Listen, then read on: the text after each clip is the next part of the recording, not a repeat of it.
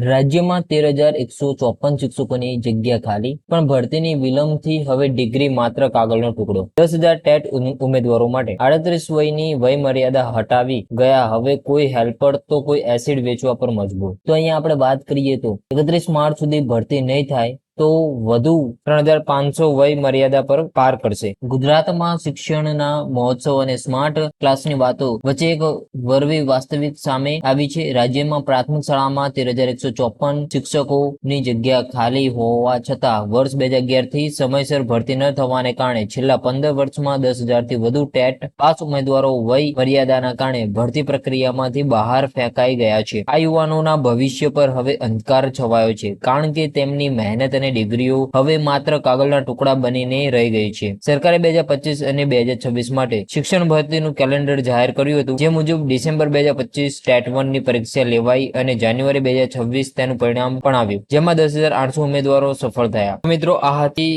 એક ટેટ 1 ઉમેદવારો માટે એક દુઃખદાયી ન્યૂઝ. અહીંયા બીજી વાત કરીએ તો 15 વર્ષમાં પરીક્ષાઓ 7 વખત લેવામાં આવી હતી. મોટી ભરતી માત્ર 2 વાર. ઢીલા વહીવટના કારણે ઉમેદવારો વય મર્યાદા હટાવી. પરીક્ષાની અહીંયા વાત કરીએ 2011માં 2012-13 ની ભરતીનું કેલેન્ડર હતું, એમાં મોટી ભરતી થઈ. 2014-15માં 2016-17 ની એ તબક્કાવાર ભરતી કરવામાં આવી. 2018-19માં 3,000 વિદ્યાર્થી સહાયકોની જાહેરાત. જૂની જે જાહેરાત હતી 2018 ની એ 21-22માં 3,300 ધોરણ 1 થી 8માં. 2023 ની વાત કરીએ 2024માં 2,600 અહીંયા ભરવામાં અહીંયા સ્થિતિ હતી. 2025 ડિસેમ્બર પેન્ડિંગ ની વાત કરીએ તો અહીંયા 0. અહીંયા થોડીક વાત કરીએ તો 19 વર્ષ ડિગ્રી મળે અને લાયકાત 18 વર્ષની. આ નિયમ ભરતી સવાલ ભરતીમાં થતી વિલંબ અને વય મર્યાદાની તથા અન્ય અન્યાય પર આપનું શું કહેવું? જ્યારે 13,000 થી વધુ જગ્યાઓ ખાલી હોય અને લાયકાત ઉમેદવારો ઉપલબ્ધ હોય ત્યારે ભરતીમાં વિલંબ કરવો એ વહીવટી નિષ્ફળતા છે. 18 વર્ષની લાયકાતનો